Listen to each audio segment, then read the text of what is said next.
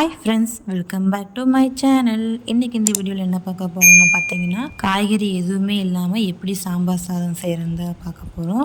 அரிசியும் பருப்பும் ஊற வச்சுக்கோங்க. நான் வந்து 1 டம்ளர் அரிசி ஒரு டம்ளர் பருப்பு தான் ஊற வச்சுருக்கேன். ஸோ இதுக்கு தேவையான பொருட்கள் என்னென்னு பார்த்துக்கலாம். இதில் நான் கொடுத்துருக்கிறதெல்லாம் ரெடி பண்ணி வச்சுக்கோங்க. ஆனியன்லாம் சின்ன சின்னதாக கட் பண்ணிக்கோங்க.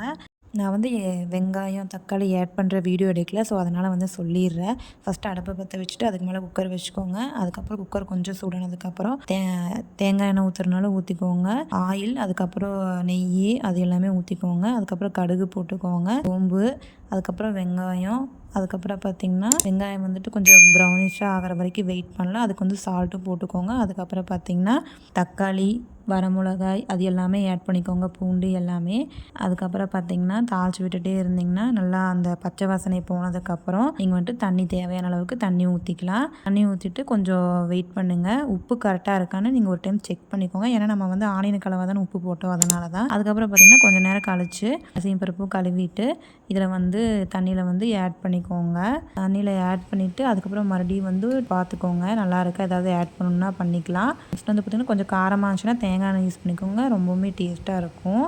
அதுக்கப்புறம் பார்த்திங்கன்னா குக்கரை மூடி வச்சுட்டு ஒரு 4-5 விசில் போனதுக்கப்புறம் ஆஃப் பண்ணிடுங்க. கொஞ்சம் நேரம் கழிச்சு விசில் இறங்கினதுக்கப்புறம் ஓப்பன் பண்ணால் சுட சுட சூப்பரான சாம்பார் சாதம் வந்து ரெடியாக இருக்கும். சாம்பார் சாதத்துக்கு சைட் டிஷ் வந்து குட்டி வத்தல் பொரிச்சிருக்கேன்.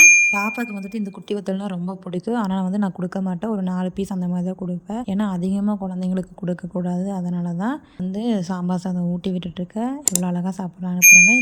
நீங்களும் இது மாதிரி ட்ரை பண்ணி பார்த்துட்டு எப்படி இருந்துச்சுன்னு கமெண்ட்டில் சொல்லிட்டு போங்க. இந்த வீடியோ உங்களுக்கு பிடிச்சிருந்தா மறக்காமல் நம்ம சேனல் லைக் பண்ணுங்கள், ஷேர் பண்ணுங்கள், சப்ஸ்கிரைப் பண்ணிக்கோங்க அண்ட் பெல் ஐக்கானை கிளிக் பண்ணிக்கோங்க. தேங்க்ஸ் ஃபார் வாட்சிங். Bye bye. Meet the next video.